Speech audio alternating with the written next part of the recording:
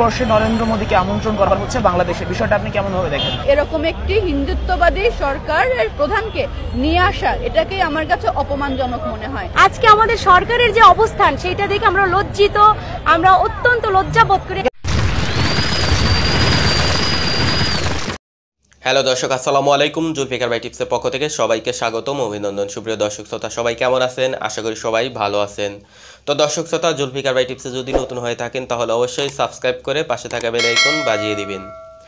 সুপ্রিয় দর্শক শ্রোতা, আমরা জানি যে বঙ্গবন্ধুর জন্ম শতবার্ষিকী উপলক্ষে গত বছর সীমিত পরিসরে জন্ম শতবার্ষিকী পালন করা হয়।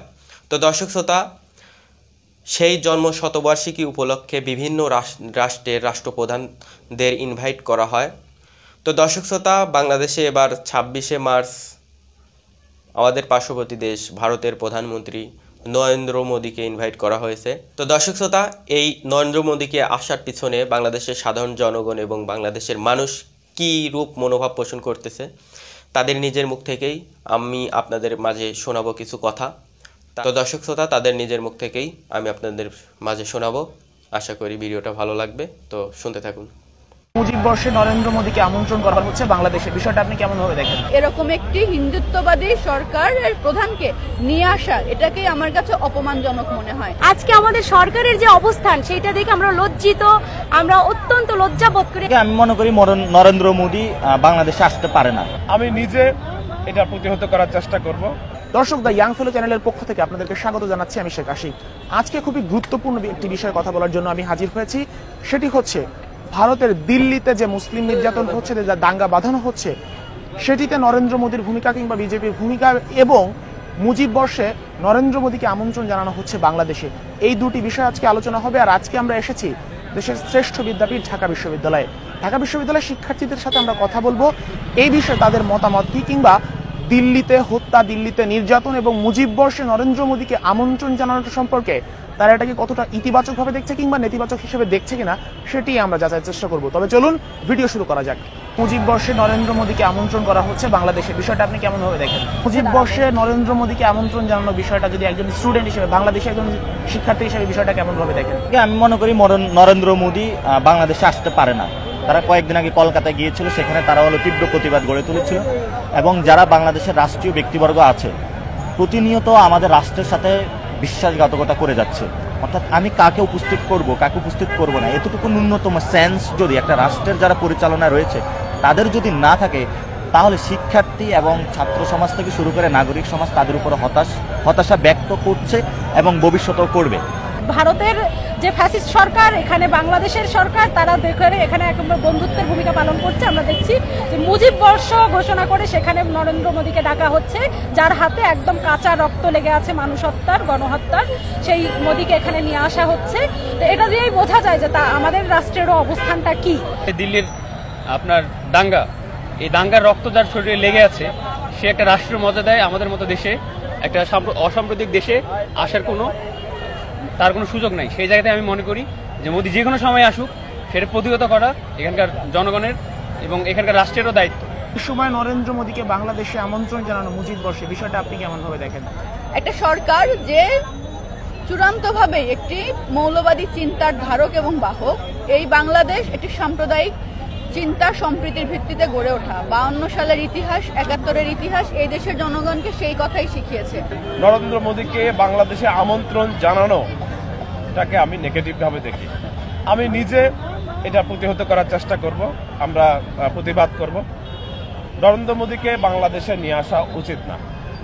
যেখানে আমাদের রাষ্ট্রের যে মূলনীতি, যার মূলনীতির মধ্যে অসাম্প্রদায়িকতা একটি মূলনীতি হিসেবে এসেছে, সেই রাষ্ট্রে এইরকম একটা হিন্দুত্ববাদী সাম্প্রদায়িক মোদীকে এখানে নিয়ে আসা হচ্ছে। আমরা এটাকে ধিক্কার জানাই। বাংলাদেশ রাষ্ট্রের এই অবস্থানকে আমরা ধিক্কার জানাই, শেখ হাসিনা সরকারের এই ভূমিকাকে। তারা আমাদের 71-এ কি উদ্দেশ্যে আমাদেরকে সহযোগিতা করেছিল, সাহায্য করেছিল, সেটা আজকে প্রকাশ হয়ে পড়েছে। ফলত ওই জায়গাতে আমরা মনে করি 71-এ ভারত কখনো আমাদেরকে তাদের সুউদ্দেশ্য একটা সাহায্যের জায়গা থেকে তারা আমাদের সহযোগিতা করে নাই। তারা নিজেদের সেই নগ্ন রূপ আজকে প্রকাশ করেছে। বাংলাদেশকে নিজেদের গাভীর মতন পুষে দুধটা খাওয়ার জন্য। একটা সাম্প্রদায়িক উন্মাদনা তৈরি করে বিজেপি আরএসএস এর সন্ত্রাসীরা তারা সেখানে একটা হত্যাকাণ্ড চালিয়েছে এবং এখন পর্যন্ত প্রায় 42 জনের লাশ উদ্ধার করা হয়েছে। আমরা আজকে ছাত্র সমাজের পক্ষ থেকে এই ঘটনার প্রতিবাদ জানিয়েছি। 71-এর মধ্য দিয়ে এই দেশের মানুষ নতুন করে দেশ পেয়েছে, রাষ্ট্র পেয়েছে, অসাম্প্রদায়িক রাষ্ট্র। সেই রাষ্ট্রের যে প্রধান আমরা বলি কারিগর, যার অন্যতম ভূমিকা আছে শেখ মুজিবুর রহমান, নেতৃত্বে ছিলেন তিনি। তার জন্মশতবর্ষে এরকম একটি হিন্দুত্ববাদী সরকারের প্রধানকে নিয়ে আসা, এটাকেই আমার কাছে অপমানজনক মনে হয়। মুজিব বর্ষে নরেন্দ্র মোদীকে আমন্ত্রণ করা হচ্ছে বাংলাদেশের বিষয়টা আপনি কেমন ভাবে দেখেন? যে নরেন্দ্র মোদী তার আসার মধ্য দিয়ে বাংলাদেশের জনগণের যে গণতান্ত্রিক অধিকার, মুক্তিযুদ্ধের যে গণতান্ত্রিক চেতনা, সেই চেতনাকে ধ্বংস করার একটা চূড়ান্ত আয়োজন আসলে এটার মধ্যে দিয়ে করা হবে। নরেন্দ্র মোদীর মতো একটা সাম্প্রদায়িক ফ্যাসিস্ট লোক যদি এখানে আসে, আমরা তাকে প্রতিহত করব এবং সারা দেশের ছাত্র সমাজ সহ সকলকে আমরা আহ্বান জানাচ্ছি, এই কুখ্যাত খুনি গুজরাটের দাঙ্গার আসামি তাকে আমরা এই বাংলাদেশের মাটিতে আমরা তাকে প্রতিহত করেই ছাড়ব। অত্যন্ত ন্যাক্কারজনক, তীব্র নিন্দা জানাই এরকম একটা মৌলবাদী সাম্প্রদায়িক শক্তিকে বাংলাদেশে ডেকে এনে তার বক্তব্য এখানে জাতির সামনে উপস্থাপন করা ধিক্কার জানাই এবং অনতি বিলম্বে আমরাও আশা করব যে সরকার এই অবস্থান থেকে ফিরে আসবে। গুজরাটে দাঙ্গার ভিলেন ছিলেন তিনি, আবার উনি ক্ষমতায় বসার পর ভারতে আজকে হিন্দুত্ববাদীরা মাথাচাড়া দিয়েছে, হিন্দুত্ববাদীরা আজকে এরকম ঘটনা ঘটাচ্ছে। সুতরাং নরেন্দ্র মোদীকে আমরা বাংলাদেশে দেখতে চাই না, উনি বাংলাদেশে আসুক, আমরা বাংলাদেশিরা এটা কোনোভাবে মানতে পারবো না। ভারতে বর্তমানে যে অবস্থা চলছে দিল্লিতে, এই বিষয়ের বিপক্ষে বা বিপরীতে মানে বাংলাদেশের একজন শিক্ষার্থী হিসেবে, একজন মানুষ হিসেবে বিষয়টা কেমন ভাবে দেখেন? বর্তমান ভারত রাষ্ট্র যে একটি গণতন্ত্রের মুখোশের আড়ালে স্বৈরাচারী এবং গণহত্যার প্রস্তুতি সাউথ এশিয়ানে নিচ্ছে, সেটা তারা নগ্নভাবে প্রকাশ করছে। এই নগ্নতার থেকে আমরা বুঝতে পারি ভারত এবং ভারতীয় যে নগ্নতার মুখোশ, সেটা আমরা ভেঙে দিতে চাই এবং ছাত্র সমাজ ভবিষ্যতে ভারতের সেকুলারিজম যে মুখোশ আছে সেই মুখোশের বিরুদ্ধে প্রতিবাদ গড়ে তুলবে এবং যারা প্রতিবাদে সোচ্চার হয়ে মাঠে লড়ছে সেখানে জনগণের সাপোর্ট নিয়ে তারা সামনে দুর্বার গতিতে এগিয়ে যাবে। আমাদেরও এখানে যে ফ্যাসিস্ট শাসন চলছে, তাদের ক্ষমতা টিকিয়ে রাখার নানা ধরনের দুর্নীতি, নানা ধরনের দ্রব্যমূল্যের ঊর্ধ্বগতি সহ দেশে একটা যে পরিস্থিতি চলছে, সেটার জনগণের যে বিক্ষুব্ধতা, সেটাকে দমানোর জন্য এখানে জনগণকে বিভক্ত করা, ধর্মের ভিত্তিতে বিভক্ত করার এখানেও পায়তারা আছে আমরা দেখেছি। ইন্ডিয়াতে বর্তমানে যে পরিস্থিতি বিরাজ করছে, একজন বাংলাদেশি শিক্ষার্থী হিসেবে বিষয়টা কেমন ভাবে দেখেন? নরেন্দ্র মোদী, আরএসএস, বিজেপি, ইনাদের মদত বা ইনাদের সক্রিয় ভূমিকার কারণেই আজকে এরকম একটি ঘটনা ঘটেছে। ধর্মের ভিত্তিতে কেন রাষ্ট্রের আইন প্রণয়ন হবে? ইন্ডিয়াতে বর্তমানে ধর্মের নামে যা করা হচ্ছে আসলে অনেক ন্যাক্কারজনক।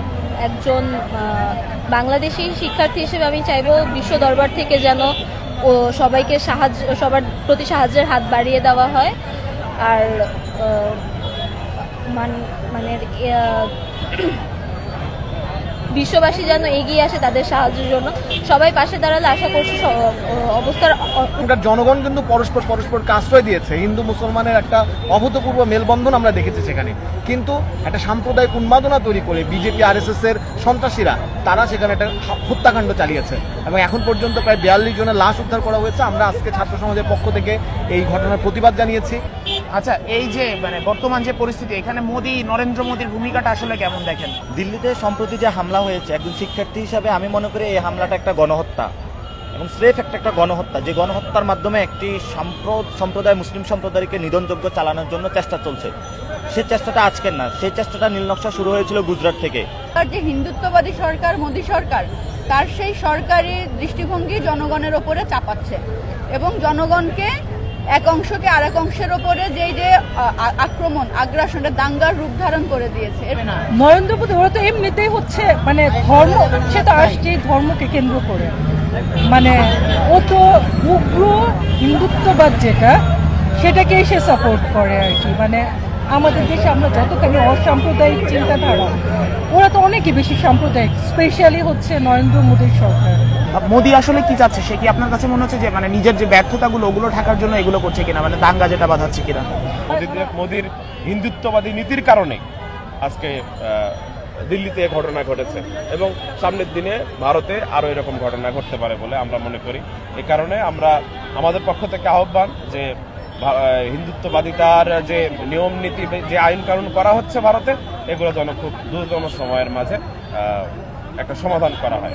এই যে স্বাধীনতার পরে ভারতবর্ষে এই সময় সবচেয়ে বড় অর্থনৈতিক মন্দা চলছে এবং সেখানে প্রত্যেকটা জায়গায় ধস নেমেছে, বিশ্ববিদ্যালয়গুলো আজকে উত্তাল, তাদের প্রত্যেকটা যে রাজ্য নির্বাচন হয়েছে সেখানে তার পরাজয় ঘটেছে এবং তার নৈতিকভাবে সে যে পরাজিত শক্তি, সেই পরাজিত শক্তিকে আজকে ফ্যাসিস্ট রূপে তারা জাহির করতে চাচ্ছে।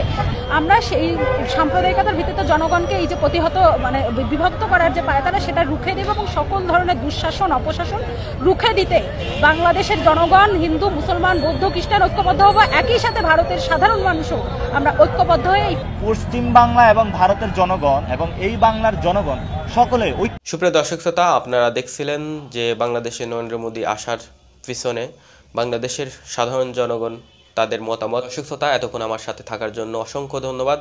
আজকের মতো আমি বিদায় নিচ্ছি জুলফিকার। আশা করি জুলফিকার বাই টিপসের সাথে থাকবেন। আল্লাহ হাফেজ।